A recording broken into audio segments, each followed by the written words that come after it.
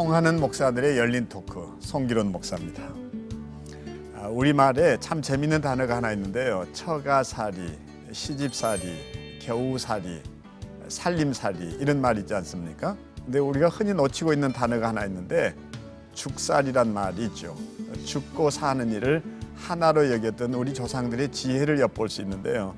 우리는 그래서 서양 속담에 이런 말도 떠올리게 됩니다. 죽는 일에 준비된 사람은 사는 일에도 준비되어 있다. 오늘은 죽음과 웰다잉 이런 문제를 주제로 해서 두 목사님과 함께 진행해 보겠습니다. 어떠세요? 우리가 한때 이제 그 웰빙이라는 단어를 참 많이 썼고 웰빙의 마무리 또는 웰빙의 완성은 웰다잉이다. 이제 이런 얘기를 했는데 이 웰다잉에 대한 뭐 이렇게 본인들이 가지신 어떤 개념들이 있을 거 아니에요. 웰다잉을 어떻게 나는 받아들인다. 먼저 두 분의 웰다잉에 대한 생각을 좀 들어봤으면 좋겠는데요. 저희 다일 천사병원에서의 죽음, 임종은 천국 환송 예배로 들려지는 거지 네. 마지막 예배가 아닙니다. 그래서 웰다잉 얘기할 때 어떻게 쓰든지 우리는 새로운 시작이다. 그리고 하나의 삶의 마무리를 축제로 다시 천국으로 보내드리는 걸 기쁨으로 보내드리는 또 본인들이 그걸 두려움 없이 받아들일 수 있도록 하는 입장에서 그 얘기를 많이 하는데요. 근데 실제 현장은 많이 달라요. 어떻게 달라요? 말하면 환자들에게 이제 죽음을 준비해야 할 시점이 왔다라고 그러면 더 살아보려고 많은 사람들이 몸부림을 치지. 그걸 받아들여서 어떻게 하면 생을 아름답게 마무리할까를 안 하시는 거예요. 네. 그런 부분들에 대해서 참 안타까움이 많이 있었어요. 저는 well dying, 일단 죽음에 대해서 한번 정의를 해보고 싶은데요. 어떤 사람이 삶을 갖다 이렇게 표현한 적이 있습니다. 죽음이라고 하는 것은 인생이라는 배의 선장이다. 결국 죽음은 무엇일까? 삶의 완성이고 또 삶의 끝이자 또 새로운 삶의 시작이기도 하고 그렇기 때문에 죽음이라는 것을 너무나 이제 부정적으로만 보기보다는 새로운 삶의 시작, 우리 크리스천들 같이 소망이 있는 사람들한테는 그래서 그것을 갖다가 확인하고 또 새로운 삶을 준비한다는 의미에서 저는 well dying은 어떻게 보면 지금의 삶을 더 의미 있게 살게 만드는 그런 의미로 삶과 죽음을 다 생각하게 만드는 그런 관점으로 죽음을 이해하고 싶습니다. 네, 그 죽음이라는 게 사실 먼 미래에 오는 게 아니잖아요. 그 육체의 죽음을 얘기하는 것이고 이미 죽었으나 살아있는 자들이 있고 살았으나 죽은 자들이 그렇죠. 있고 저는 그런 점에서 이제 돌아가셨지만 고 이중표 목사님이 주장하셨던 별세 신학 이것이 결국 웰다잉의 또 다른 신학적 표현이지 않았나. 근데 저는 정말 그때 그 왜 이중표 목사님 자꾸 별세 이러시나 그 말 좀 덜 쓰였으면 이런 생각 들었는데 어느 날 생각해 보니까 이 별세라는 게 굉장히 중요한 신학적 주제더라고요. 그래서 제가 하나 깨달았던 게 있었는데 별세라는 것을 배추를 통해서 이해를 했어요. 배추? 네. 그러니까 배추를 통째로 땅에서 이렇게 뽑을 때에 별세를 하시잖아요. 아직도 이해를 못했어요. 한번 죽어. 한번 죽잖아요. 오케이. 그리고 또 이제 칼로 배를 가를 때 또 별세를 하세요. 그 배추에 두 번 별세예요. 죽는구만. 네. 그리고 또 소금에 절여서 소금을 뿌렸을 때 이제 죽거든요. 세 번 죽고. 숨이 죽어야죠. 그렇지 않으면 겉절이밖에 안 되니까. 그렇지. 이제 매운 고추 그다음에 양념에 또 죽고. 짜릿짠 젓갈에 또 한 번 별세를 하시고 그리고 그게 또 언제 별세를 하시는 거 아니? 우리 입에서 씹히면서 별세를 해가지고 영양으로 살아나는 거거든요.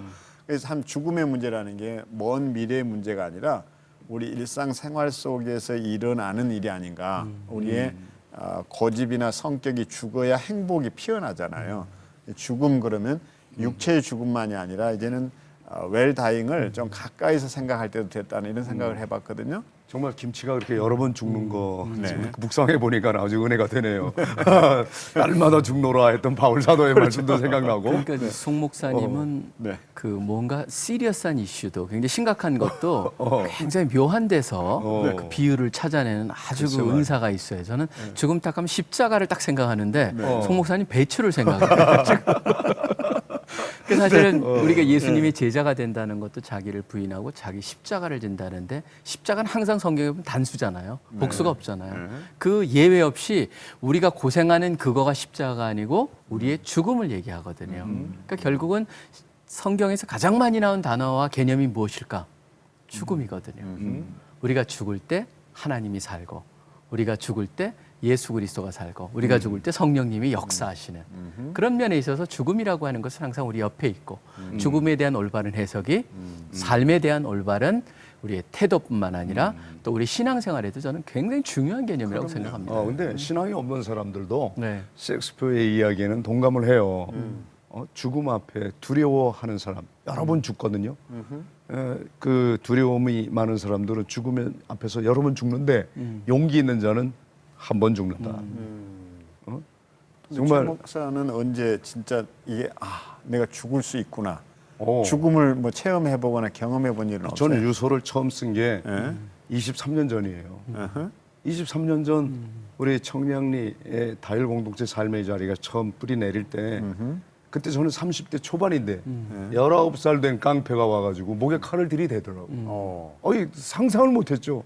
그것도 육군 대검 쫙 뽑아가지고 왜 허락 없이 들어와 설쳐? 그리고 탁 여기다 꼽는데 죽을래? 그러더라고요. 죽을래? 그러길래 아니 살래.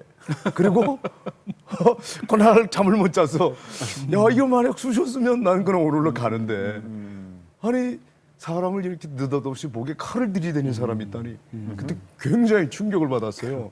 만에는 오늘 죽을 수 있었으면 하고 그때 밤새 편지를 썼어요. 그리고 나서 그때부터 매년 1년에 한 번꼴로 제가 유서를 썼습니다. 그게 여기 지금 제가 행복하소서라고 매일 쓰는 편지 맨 마지막이 뭐냐 미리 써놓은 마지막 행복 편지 최일도의 유서. 그게 이제 1년에 한 차례 갱신이 된다는 거죠. 그렇죠. 항상 매일 쓰는 거죠. 그렇군요.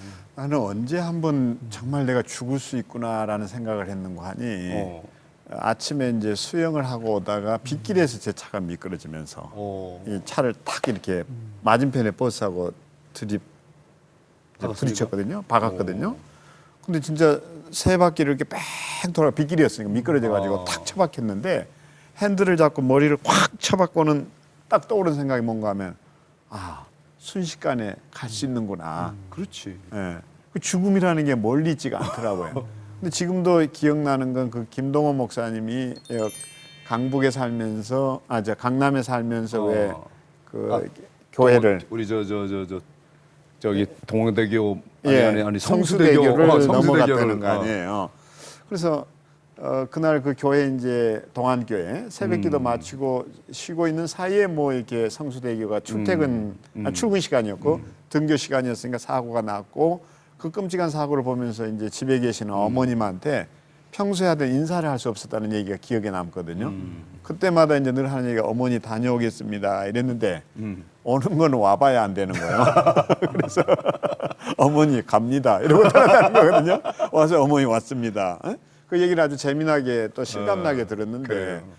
죽음이라는 게 이렇게 가까이 올 수 있는 거구나 이 생각했거든요.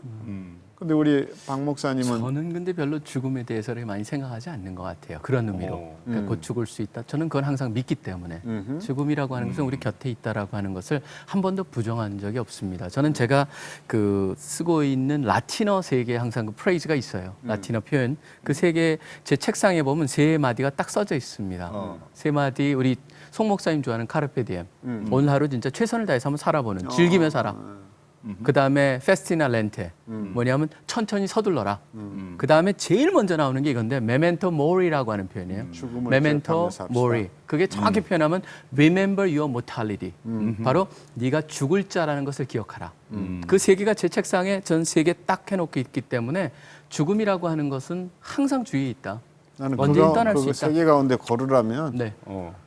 까르페 디엠을 골라갈 테니까. 까르페 디엠. 그래서 저는 제 그 까르페 디엠 뜻이잖아요. 저도 전화 걸면 뜨는 게 페스티나 렌테 뜨거든요. 왜냐하면 메멘토 모리 뜨면 오해할까 봐 아니 저쪽에서. 자꾸만 그렇게 라틴어로 하면 시청자들 열받을 사람 많아요. 우리 근데 이 라틴어가 모국어를 좀 씁시다. 아니 거기다 인터넷 치면 다 나와요 요새는요.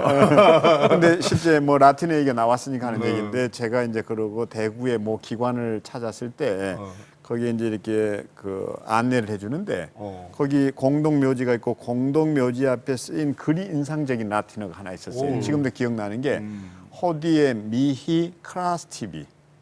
호디에 완전 미히 라틴어 크라스티비 하면 자랑처럼 오늘은 청소가 나에게 내일은 너에게 이거예요. 너무 재밌는 말이잖아요. 죽은 사람들이 살아있는 사람들한테 그렇게 메시지를 전하는 거예요. 호디에 미히 크라스티비. 오늘은 나에게 내일은 너에게. 그러니까 우리가 죽음을 정말로 남의 일로가 아니라 가까이 받아들일 때 우리의 삶이 보다 진지해지고 매 순간을 우리가 정말 하나님 앞에 살아있는 생명으로 살아갈 수 있지 않을까. 네. 저도 라틴어 한마디 좀 할게요. 나는 생각나는 게 하나야. 솔리 데오 글로리아. 근데 그 얘기를 꼭 하자면 엘란트 발데 보나 이런 단어가 있어요. 보시기에 심이 좋았더라 할 때 오늘 심이 우리 좋았더라. 편집이 많이 될 것 같아요 지금. 근데 저 친구들이 뭐 죽음 얘기하러 나와가지고 갑자기 희낙낙하는 모습이. 근데 사실 죽음이라는 그게 게 어두운 거는 아니잖아요. 그렇습니다. 하나님이 보시기에 우리 죽음도 좋았더라는 그게 진짜 우리가 제대로 산 인생이 아닌가 그 생각하거든요. 그러니까 죽음이라는 것을요, 저는 우리 성경에서 보면 성경적인 관점으로 봤을 때 네. 사실 하나님이 창조를 하시자마자 네. 즉각적으로 나오는 게 죽음 얘기가 나오는 거예요. 쫓겨나면서. 그러니까 죽음이라는 건 뭐냐면 제가 아까 메멘토 모리라는 말을 했던 것도 죽음이라고 하는 게 뭐냐면 더 이상 우리는 하나님이 되고 싶었지만 하나님이 아니라는 것을 알고 살지만 그거를 경험하는 순간이거든, 죽는 순간이요. 결국 하나님을 의존하고 살 수밖에 없는 존재. 그런 면에 있어서 저는 메멘토 모리라고 하는 너는 하나님하고 달라. 그거를 기억나게 해주는. 그래서 제가 그 프레이즈를 제일 좋아합니다. 실감나게 성경의 그 죽음을 얘기하는 본문은 어디일까요? 저는 그거를 그 뜻밖에도 부자와 나사로 비유해서 그렇죠. 보았거든요. 예. 근데 거기에 가면 후회하는 게 몇 가지 꼭 있더라고요. 내게 형제 다섯이 있으나 이렇게 생각하는 거 보면 다른 것은 몰라도 형제들에 대한 생각은 살아남아서 그제서야 후회하면서 그들에게 전도할 마음을 가지잖아요. 거기 그들에게 죽은 나사를 보내면 그들이 정신을 차리지 않겠습니까?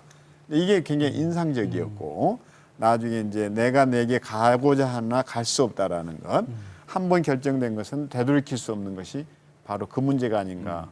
또 이게 히브리서 2장 15절 말씀에 아주 죽음에 대해서 너무 잘 가르쳐 주고 계시죠.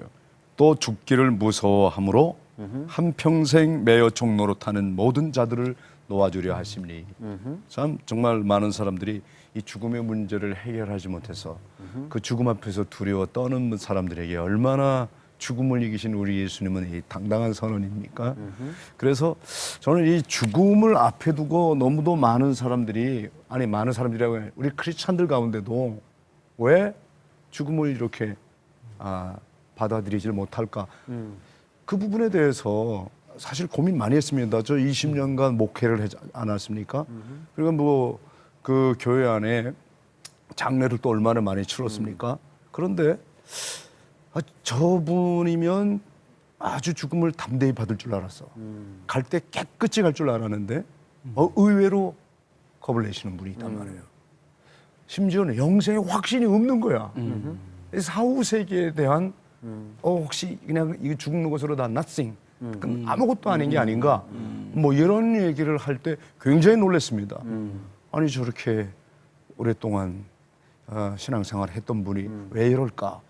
이 부분에 대해서 좀 우리 교회가 더 구체적으로 삶과 죽음을 아주 실존적 입장에서 가르쳐 주지 않은 거예요. 너무 추상적인 얘기만 많이 한 거예요. 네. 이거 좀 반성해야 되겠더라고요. 실제로 교회 내에 죽음 교육이라는 게 행해지지 않잖아요. 그렇죠. 그러니까 이를테면 뭐 경로대학, 요즘은 그 말 쓰지도 않지만은 그 어르신들을 위한 교실에 침은 놔주고 또 국밥은 말아드리고 뭐 이게 단풍놀이는 발 구경시켜드려도 마사지 해드리고 네, 그런 거 수지침 하죠. 놓고 이런 건 해도 실제로 어르신들한테 사후 세계에 대해서는 얘기를 안 하는데 죽음에 대한 어떤 깊이 문화가 이제 우리를 이렇게 만들었잖아요. 근데 저는 반대로 우리 아버지 어머니한테 어느 날 조심스럽게 죽음에 대한 얘기를 꺼냈는데 의외로 반기시는 거를 봤거든요. 깜짝 놀랐어요. 그래서 처음에 목적은 아버지 어머니의 이제 언젠가 다가올 일을 위해서 영정 사진은 좀 준비해 놓아야 되겠다 생각을 해서 가족 사진 찍자고 해서 몰래 아버지 어머니 사진을 영정 사진으로 준비를 했거든요. 카메라 기자에게 부탁해 가지고. 이제 아버지 어머니는 모르시죠. 모르지. 왜냐하면 영정 사진 찍자 그러면 우리 아버지 어머니가 굉장히 그 뭔가 불안해하실 거 아니에요. 그러고 이제 시도했던 게 뭔가 하면 아버지 어머니의 죽음 교육을 교회가 안 해주니까 제가 염쟁이 유씨 그 연극을 관람하러 갔어요. 그럼 아버지 어머니가 이제 염쟁이 유씨를 보면서 느끼시는 게 있을 거고 이제 그 얘기를 좀 나누고 싶은 생각에 근데 의외로 그 연극을 굉장히 즐기셨고 거기에 대사 가운데 이제 이런 게 나오거든요. 염하는 유씨한테 시체 다루는데 안 무서워요? 그랬더니 그 유씨 하는 얘기가 죽은 사람이 사람 해코지 하는 거 봤어? 산 사람이 무섭지 죽은 사람 안 무서워. 근데 이런 대사 하나하나가 우리 아버지 어머니에게는 인생을 회고하는데 도움이 되셨던 것 같고 그리고 차 타고 오는 길에 아버지 진짜로 이러면서 얘기를 꺼냈는데 그 일을 굉장히 즐겨 들으시는 것을 봤거든요. 저는 그런 점에서 우리 편견에 어르신들은 죽음을 싫어할 거라고 얘기하지 말고 사후에 어떤 일이 올 것인지에 대해서 천국의 소망으로 교회가 강대상에서뿐만 아니라 구체적으로 죽음 교육을 이제는 시켜야 될 때가 됐다고 보죠. 그러니까 지금 영정 사진이라는 표현보다는 그래서 저희가 이제 지난번에도 네. 사진 그 작가들의 기독교인들이 네. 조직을 해가지고 이제 그분들이 섬기는 건 뭐냐면 이제 장수 사진이라고 그래가지고 네. 사진을 다 찍어드리죠. 조금이라도 모습이 이쁘셨을 때 장수 사진. 아주 좋은, 근데 사실 네. 굉장히 좋아하시더라고요. 다들 사진을 다 찍어드리니까 이 모습이 내 영정 사진으로 쓰일 거다라는 생각 때문에 굉장히 기뻐하시고 이쁘게 하시려고 애쓰시고 그래서 저는 장수 사진이란 개념으로 우리가 접근을 지금 실제로 하고 있고 그렇게 했을 때 의외로 많은 분들이 죽음을 겉으로 이제 우리가 다른 사람이 얘기하는 것보단 본인이 얘기할 때 그게 이제 편해지는 거죠. 그렇죠. 그런 분위기를 만드는 게 필요하죠. 네. 우리 청량리 모유탕 노인들에게 그 장수 사진을 매년 찍어드리는 사진 작가들이 있어요. 네. 근데 그걸 이제 받아들이는 사람들의 태도는 너무 달라요. 너무 다양해요. 정말 아주 엄숙하고 진지하게 왜냐면 영정이라고 드리는 분들도 있으니까. 왜냐하면 영정 하나 없이 죽을 걸 생각하면 너무 마음이 시리고 아프다는 거예요. 네. 아무도 애도해줄 사람 없이 슬퍼해주는 사람 없이 빈소도 없이 생을 마친다는 건 끔찍하대요. 그런 말씀을 많이 하시는데 요즘 고독사 하시는 분들이 많잖아요. 가족이 있어도 죽었는데 찾아오는 사람이 없는 거예요. 이런 고독사의 주인들은 죽음 이후가 걱정이 아니라 죽을 때 내가 아무도 주변에 없이 슬퍼하는 사람 하나 없이 죽는다는 게 너무 비참하대요. 이런 얘기 들을 때 정말 마음이 아프거든요. 이 인간관계의 단절로 생기는 오늘의 현실이에요. 그래서 이런 분들에게 또 죽음을 어떻게 이해시키고 받아들이게 하느냐 참 우리 과제 중에 하나입니다. 네.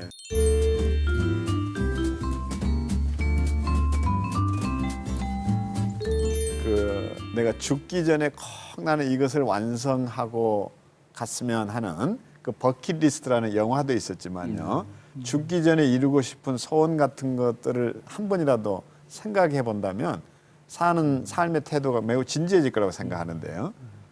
근데 우리 박 목사님은 죽기 전에 꼭 이루었으면 하는 그런 게 있어요. 나는 먼저 얘기를 꺼내라면 저는 죽기 전에 천국 환송 예배를 내 주관하에 가지고 싶다는 게 소원이에요. 본인이 네. 자기의 본인 죽음에 것을. 대한 왜 내가 이민을 가겠다고 그러면 이민 가기 전에 다들 친구들이 와서 이제 환송 파티 해줄 거 아니에요. 내가 천국 가는데 왜 내가 죽고 난 다음에 너희들이 떠드냐 이거거든. 그 내가 살아생전에 박 목사의 송 목사의 평소의 삶에 대한 평가도 들어보고 싶고 최 목사 나한테 추모사 해준다고 그랬잖아. 그 추모사를 내가 직접 드려야지. 죽고 난 다음에 그걸 들려주면 내가 그걸 아냐 이거예요. 그리고 나는 무엇보다 중요한 게 조의금. 내가 가고 난 다음에 너희들끼리 나눠가지고 쓰냐 이거예요. 내한테 가져오면. 근데 조의금은 떠난 사람한테 주는 게 아니고 남아있는 사람한테 그러니까 주는 그거를 거예요. 내가 받아 쓰고 싶다는 거야. 그것까지 다 쓰겠다 그러면 이게 참. 그래서 CCC에 헌금도 좀 하고 가고 싶고 다일에도 좀 오케이, 내가 오케이. 좀 주고 가야지. 그리고 CC는 이거 꼭 이루어졌으면 좋겠네. CC는 다일에 그 이게 해부학 교실이 있나? 그렇지. 뭐 지금부터 만들죠. 친구 병원에 보내고. 그래서 중요한 것은 이런 그 어떤 마음의 버킷리스트, 나 그 소원을 좀 새겨 놓은 게 있나 이런 거거든요. 네. 예. 근데 그 우리가 버킷리스트를 얘기하기 전에 사실 그게 연결이 있는 것 같아요. 아까 우리 최 목사님이 왜 사람들이 그렇게 죽음 앞에서 그걸 포기를 못할까? 왜냐하면 버킷리스트가 좀 많은 것 같아요. 하고 싶은 게. 하고 싶은 게. 하고 싶은 거를 못한 거, 그리고 아쉬운 거, 그다음에 그러니까 눈 뜨고도 죽잖아요. 억울해가지고. 그러니까 뭔가 복수도 못한 것 같고, 사랑하는 사람 놔두는 것 같고, 뭐 이유가 다양하겠죠. 그러니까 버킷리스트가 사실은 조금 우리가 버킷리스트를 점검할 필요가 있는 것 같아요. 내가 진짜 죽기 전에 무엇을 꼭 하고 싶은데, 사실 우리 죽음이라는 것을 봤을 때 내가 하고 싶어서 하는 건 아니잖아요. 하나님께서 허락하셔야만 되는 것이기 때문에 내가 그 버킷리스트 중에 물론 저는 있습니다. 바로 뭐냐면 사실 청년들한테 하고 싶은 지금 저희의 그 CC에 요새도 보면 새로운 계획이 있고 시스템을 만들고 그것이 시스템 안에서 돌아가고 그 안에서 계속적으로 우리 리더들을 그 배출해 나갈 수 있는 그런 것을 만들자. 그래서 그걸 만들면 저는 그게 온전하게 좀 돌아가는 모습. 최소한 그것을 하고 싶다. 제 마음속에 그 버킷리스트 중에 하나죠. 근데 사역에 관한 사역에 관한 리스트인데 버킷리스트입니다. 저는. 나는 개인적으로 사역이 아니라 사적인 버킷리스트가 하나 있어요. 세계 최고의 미녀와 키스를 한번 진하게 하는 거. 야, 가정사역지가 이런 말을 하면 우리 한국에 아니지. 참 많은 아니, 근데 시험들은 지금- 그게 내 아들 녀석이 어. 장가 가서 딸을 하나 낳으면 내가 딸이 없었잖아. 그러면 손녀 딸하고 그 내가 정말 멋있는 키스를 할 수 있는 거 아니에요? 지금 그런 얘기예요? 아니 그러니까 지금 사람은 우리 한국말은 끝까지 버티고 듣지 뒷받치고 않으면 하여간 이렇게 오해를 불러일으키고 본인이 살짝 우리를 골탕 먹이면서 그렇지. 본인은 성인이 되고 뒷사람들은 죽서발 이렇게. 만들고. 참. 근데 최 목사의 버킷리스트가 궁금하지 않아요? 아, 나는 온 세상에 이미 공표했잖아. 이 땅에 밥 굶는 일이 없을 때까지 밥하겠습니다. 그리고 오래 살아야 되는 거야. 근데 사실 사역이에요. 제가 그걸 보면 역시 사역자들은 사명을 위해서 일하다가 사명을 위해서 사는 거기 때문에 사명을 위해 네. 죽는 것 최고의 행복 아닙니까? 제가 그걸 갖다가 우리 김중근 목사님이 떠나실 때도 어. 그분의 버킷리스트는 물론 마음은 있죠. 손자나 손녀들을 향해서. 근데 궁극적으로 사역자라고 제가 느꼈던 것은 돌아가시는 순간까지도 사역을 하고 계시더라고요. 그러니까 그거 보니까 그래서 제가 느꼈던 게 결국 하나님께서 우리들한테 맡겨주신 일이 있으니까 결국 우리의 버킷리스트는 저게 아니겠느냐. 저는 그래서 사실 생각을 했던 거예요. 왜 저도 뭐 최고의 남자랑 허그를 해보고 옆에 콱 손잡고 다니고 뭐 그러고 싶지 않은 그런 게 있겠습니다. 물론 그러고 싶겠죠. 그렇지만 궁극적으로 가봤을 때 버킷리스트는 사역자는 사명과 연결될 수밖에 없다는 것이죠. 지금 방금 전에 최고의 남자라 그랬어. 나 그래서 여자란 아직 말하면 딸겼거든. 그게 또 사람이 솔직해야 된다 말이야. 아니, 저렇게 단어를 바꿔 쓰는 거 봐. 아니 아까 왜 그러냐면 딸 얘기를 했잖아. 그러니까 나는 아들 얘기를 해야지. 아들 얘기를 지금. 하고 싶어. 그래야지 손주를. 딸 얘기, 손주를. 그래야지 계속 우리 여자만 뭐 선호하는 것 같은 느낌이 들까봐 그러니까 얼른 얘기한 거지. 아니 그 소원이 그럴 거야. 아마 그 손주 녀석 손잡고 목욕탕 한번 들어가 보는 거. 좋죠. 그 녀석이 소박한. 예. 진짜 우리 너무 그 버킷리스트라고 해서 내가 왜 이 얘기를 꺼냈냐면 사실 저는 너무 뭐 세계 일준이 거창한 것 말고 주변에서 가장 가까이 우리가 우리의 삶의 의미와 가치를 깨달을 수 있는 그런 소원들도 많지 않냐는 거예요. 예. 그래서 그 옛날에 그 교부 시대나 또는 사막의 은수자, 수도자들이 해골을 갖다 놓고 뒹굴러 다니는 해골을 자기 그 기도처에 갖다 놓고 오 주여 나의 전부여 계속 그 기도를 되뇌었다 그러는 거예요. 죽음은 항상 곁에 있다. 하나님 오늘 밤 부르셔도 깨끗하게 돌아갈 수 있는 마음의 준비. 그리고선 언제나 모든 것은 예수 그리스도를 향하여 있는 그 짧은 기도. 오 주여 나의 전부여 당신을 사랑하나이다. 주님 사랑을 그런 식으로 옆에 구체적으로 해고를 두고 만지면서 너도 언젠가는 이렇게 될 터이니라고 하는 것을 늘 일깨워야 겨우 그 가난한 마음에 되었다는 수도자들의 몸부림도 정말 이해가 가요. 뒤르라는 그 화가가 그린 그림이 자기 머리에 손을 하나 얹고 해골에다 손을 이렇게 얹고 있는 그림이 있어요. 아주 유명한 그림이죠. 그게 판화. 네. 뭐 이제 그게 그 의미일 것 같은데 제가 오늘 진행을 맡으면서 약간 긴장을 하고 실패하지 않았나 하는 불안감이 있습니다. 이 두 분의 그 마음의 평소의 소원이 뭔가를 좀 이렇게 엿듣고 싶었는데 역시 사역으로 돌리고 끝까지.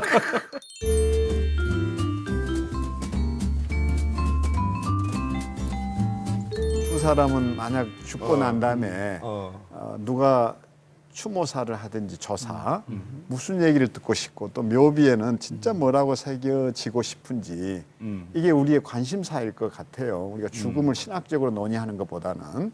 근데 제가 이제 그 개인적으로 좀 가까이 지내는 김미화 씨는 나중에 자기 묘비에 날들어 이렇게 새겨달라고 그러더라고요.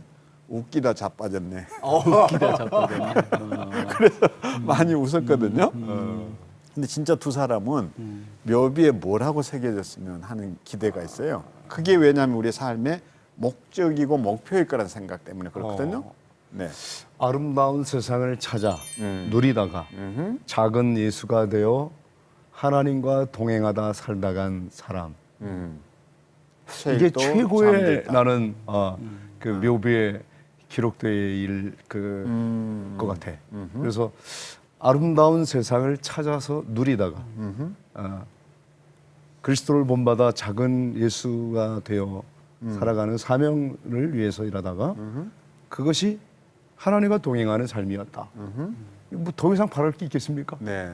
근데 전 그런 걸 많이 생각하시는군요. 제가 아까 네. 말씀드렸다시피 두 분은 죽음을 참 많이 생각하시는 것 같아요. 지금 그 묘비명까지 생각을 하신 것 같은데 저는 네. 사실 솔직히 아니 지금 묘비명- 갑자기 물어보니까 네. 내가 갑자기 대답한 그러니까 거예요. 지금 저는 별로 생각하지 않아요. 왜냐하면 그래? 네. 그거는 제가 뭐라고 거기다가 제가 원하는 것을 쓰는 것보다는 사람들의 평가가 거기다 쓰여질 것이다. 그건 그런 생각하기 때문에 그 이후의 것에 대해서는 사실 솔직히 그런 면에서 생각을 안 하는 것 같아요. 제가요. 아니, 사람에 대한 평가가 아니라 정말 하나님이 보시는 평가하고 사람의 평가는 다를 수 있잖아요. 그렇죠. 네. 하나님 앞에서 아까 가장 진솔하게 정직하게 그렇게 정리해 보는 것도 뭐 그거 나쁘지 않을 것 같아요. 아니 전혀 저는 나쁘다고 얘기한 것이 아니고 저는 하나님 앞에 갔을 때 제일 듣고 싶은 얘기는 착하고 충성된 종이란 얘기예요. 그거는 뭐 그 하나님 앞에 듣고 싶은 얘기고 인간들은 근데 너희가 이렇게 나를 평가해라 그런 것이 아니고 그들이 진솔하게 평가하는 것을 거기다 적어줄지 않겠느냐라고 하는 그런 의미로 생각을 안 한다는 것이죠. 그러니까 그랬을 경우에 제가 또 두 번째 벽을 느끼고 좌절을 경험했습니다. 중요한 거는 박 목사한테 뭐라고 써줄 거예요? 우리가 합작해서 하나 만들어줘야 되겠는데 뭔가가 우리 인생이라는 거는 그는 신자였다, 학자였다, 뭐 우리 뭐라고 해야 되나? 인생이라는 게 잔물결 하나로 끝난다는 얘기가 있잖아요. 네. 몇 년 몇 월 며칠에서 이게 잔물결해서 몇 년 몇 월 며칠. 근데 정말로 우리 유족들이면 유족들이 또는 내 지인들이 친구들이 왔을 때 나의 어떤 점을 생각할까 하는 게 결국 비석에 새겨진 글귀 아니에요? 그렇죠. 그것을 한 번쯤 생각하고 돌이킨다면 사람들이 사는 방법이 다르지 않을까. 프로젝트 같은 것도 있었죠. 교회에서 그런 것도 있고 유사한 것들이 참 많죠. 근데 사람들이 제가 봤을 때 많은 사람들이 그걸 하지만 실질적으로 그게 얼마나 자기주에 가깝다. 그걸 많이 못 느끼는 것 같아요. 왜냐하면 그걸 진정 느꼈다면은 굉장히 아주 변화가 커야 되는데 생각만큼은 그렇게 변화가 안 일어난다. 그게 조금 때로는 그런 것들의 일종의 프로그램으로 또 하나 형성되지 않을까라는 그런 생각을 했었어요. 저는 근데 그렇진 않아요. 그 일테면 제자 훈련할 때도 그랬고 가정사역 할 때 진지하게 당신의 인생이 어떻게 평가될 것인지에 대해서 한번 묘비를 작성해 보라고 그러는데 정말 그 이렇게 손이 떨리면서 내가 사는 게 이렇게 살아서야 되겠나 하는 그 고민에 잠기는 경우 많이 봤거든요. 그리고 이제 제가 의과대학에 있을 때 학생들 데리고 필리핀 의료 선교 떠나기에 앞서서 양화진의 이제 외국인 묘역에 가서 거기에 묘비에 적힌 그 묘비들을 전부 노트에다 적어보라고 했거든요.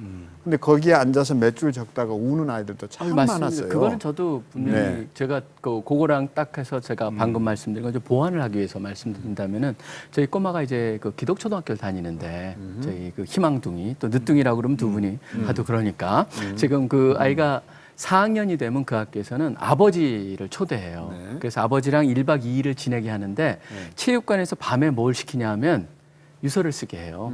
그래서 아이들한테 읽어줘요. 근데 아이들이 막 읽어주는데 그 분위기가 다 통곡하는 거예요, 애들이.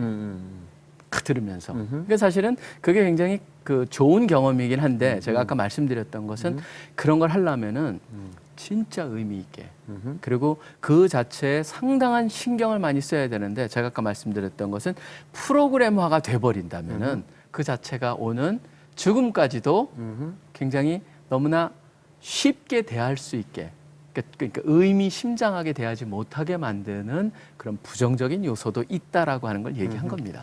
세족식도 마찬가지죠. 그걸 너무 네. 자주 되풀이하다 보면 형식화되는데 사실 정호승 시인은 그러잖아요. 사랑을 가르치지 마라. 사랑을 가르치는 시대는 슬프다 그러잖아요. 사랑이 가르쳐져야 될 내용은 아니거든요. 이게 느껴져야 되는 건데 죽음과 삶의 문제도 이제 그런 각도에서 우리가 체험들이 필요하고 자신을 다시 한번 정리하는 기회. 최 목사가 이를테면 1년에 한 번씩 그 유언장을 새로 갱신하는 것처럼 이게 늘 새롭게 사는 삶의 모습이라고 봐지는 거죠. 그러니까 지금 우리 한국에는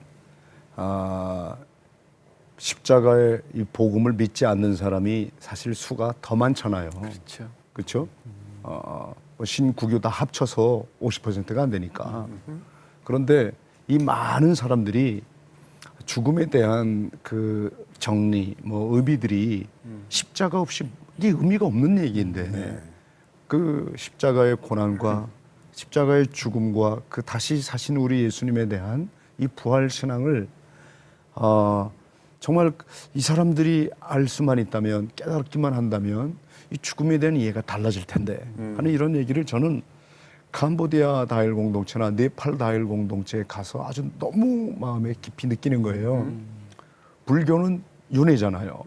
그리고 힌두교야말로 이건 뭐 죽음이 도무지 모든 종교의 얘기가 다 받아들여져 가지고 아무리 얘기해도 다 그렇다 하는데 그렇다가 아니다야.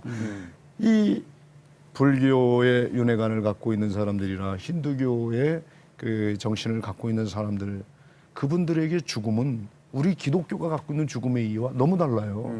지금 이 한국에 아직 예수님을 믿지 않는 사람들이 갖고 있는 죽음에 대한 이해들에 대해서 그 우리 기독교 신자들 좀 알 필요가 있다는 거예요. 이분들은 이렇게 생각하고 있구나. 이렇게 지금 받아들이고 있구나에 대해서 그거는 전혀 알려고 하지 않고 내가 알고 있는 바 뭐 삶은 이렇고 죽음은 이렇고 이러면 대화가 안 되지 않습니까? 이런 부분도 좀 가르쳐서 함께 같이 나누어져야 할 문제입니다. 그래야 알아야 서로가 마음을 열고 얘기를 나눌 거 아닙니까? 근데 그게 이제 장례식장에서 잘 표현될 수 있는 거라고 생각하거든요. 그렇죠. 거기에는 이제 뭐 예수를 믿든 안 믿든 많은 분들이 왔잖아요. 추모하기 위해서.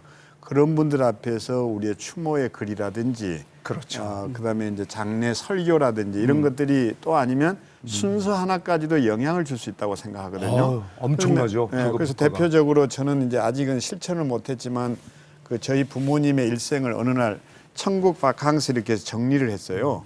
그래서 어머니 아버지 얘기들을 또 사진과 함께 이렇게 정리를 했단 말이에요. 미리 미리죠. 그러면 그렇게? 돌아가셨을 때 이것을 갖다 놓고 우리 아버지 어머니가 이렇게 사시다 가신 분이다라는 이 예수를 믿었던 삶의 발자취를 전달하면 이게 이제 그분들에게도 방금 말한 십자가의 도를 또 부활에 대한 우리의 확실한 소망을 전할 수 있는 기회가 아닐까 하는 건데 자녀들이 조금만 마음 먹으면 충분히 우리 부모님들의 죽음을 오신 전문객들한테 땅콩 주고 말이지 돼지 머리 눌린 거 주고 그래서 뭐가 슬픈지도 모르고 그냥 고개 숙이고 이렇게 나와서는 누가 죽었냐고 그러고 이런 따위 좀 형식의 조문이 아니라 그렇지. 오신 분들이 그분들의 삶의 발자취를 알 수 있는. 그래서 아까 제가 죽기 전에 나는 환송 예배를 좀 먼저 내가 주관하고 싶다. 그러면 그때는 안 이어졌던 좋은 얘기들 내가 직접 책자로 만들어 놓고. 그러니까 본인 바캉스도 써야겠네요. 그렇지. 그래서 내가 죽었을 때는 오지 말라는 거예요. 복잡하게.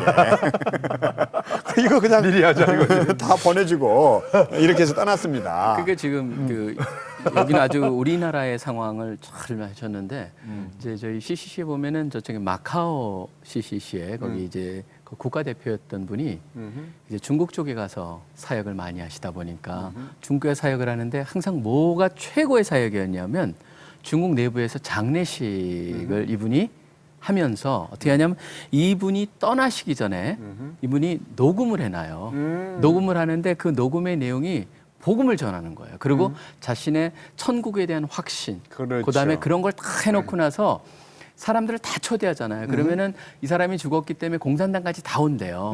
다 오는데 거기서 꼭 그런데 고인이 음성을 남겨놨다.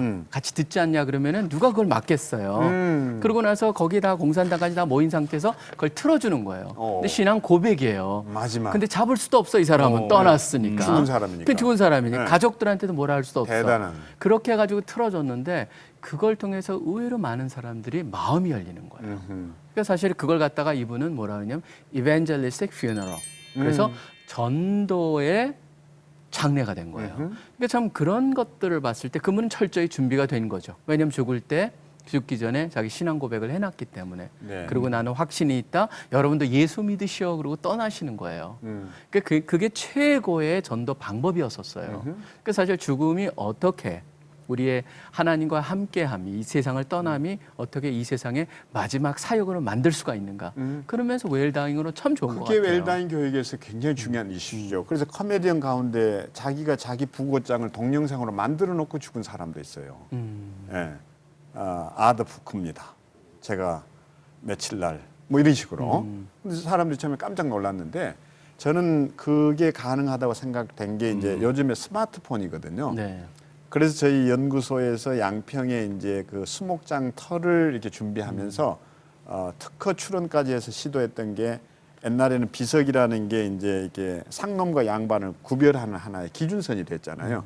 영의정까지 지내면 뭐 크기가 얼마 또 뭐 서민 또 평민들은 뭐 어느 크기 이런 게 있었는데 이제는 그런 시대가 아니잖아요. 그래서 와비라고 그래가지고 여기 보시는 대로 이렇게 아주 작은 여기에 그냥 성도 하자, 귀자, 남자 이렇게 하고 여기에 이제 문관이 QR 코드라고 그래가지고 자그마한 이제 그 요즘 바코드 이제 웬만하면 아시잖아요. 네. 여기에 스마트폰을 갖다 대면 할아버지의 동영상이 아버지의 음성이 다 나오도록 그 디자인돼서 이게 어플리케이션으로 개발이 됐거든요. 저희 연구소에 출시까지 했는데 일테면 내가 죽기 전에 그 유족들에게 가족들에게 다시 말하면 너희들 이렇게 살아야 된다라는 말을 이게 녹음으로 남겨놓고 나가면 영정 사진만 찍지 말고 거기 한 걸음 더 나가서 이것을 어플리케이션에 담아두면 뭐가 되는가 하면 유족들이 와서 아버지 그 수목장 아래 와서 그 스마트폰만 갖다 대면 아버지 음성을 늘 들을 수 있고 할아버지의 그 동영상을 직접 눈으로 확인할 수 있다는 거거든요. 예. 그러니까 죽음의 문화도 교회가 나서서 이렇게 좀 앞선 새로운 문화로 개발해 가고 개선해 가야 될 필요가 있지 않나 보죠. 저는 정말 아주 현실적인 얘기 딱 한마디만 하고 제 얘기는 마치고 싶어요. 네. 거창하게 시작하셨어요. 우리가 예식장을 혐오시설이라고 말하는 사람은 없어요. 근데 장례식장은 혐오시설이라고 네. 온 동네 주민들이 나서서 반대해요. 그중에 크리스천들도 적잖게 있어요. 우리 다일 천사병원 안에 웰다잉 하우스 서울시 수탁시설로 들어온 거거든요. 그런데 이제 이미 그 무료 병원이었고 많은 가난한 사람들이 이용하면서 그게 문제가 안 됐어요. 지역사회로부터. 하지만 이미 수탁시설로 지정된 4곳 중에 우리 다일 천사병원 안에 웰다잉 하우스만 문을 열었지 나머지 3군데가 아직 시작도 못했어요. 몇 년이 지나도록 왜 혐오시설이라는 거예요. 죽는 사람들 그분들을 왜 자꾸 그런 시설을 혐오 시설이라고 해야 되는지 이것부터 제발 인식을 바꾸고 네. 교회 성도들부터 죽음을 혐오 시설이 아닌 우리 모두가 다 아주 자연스럽게 받아들일 수 있는 전국 환송 예배로의 전환, 정말 그 어느 때보다도 시급한 게 인식부터 바꿀 일입니다. 예, 저는 거기에 덧붙여서 우리의 장례식을 왜 병원에 가서 꼭 해야 하는지 교회 내에도 그런 장례식장을 꾸밀 수만 있으면 얼마나 좋을까. 거기에 냉동실도 만들고 이런 생각을 해보기도 합니다.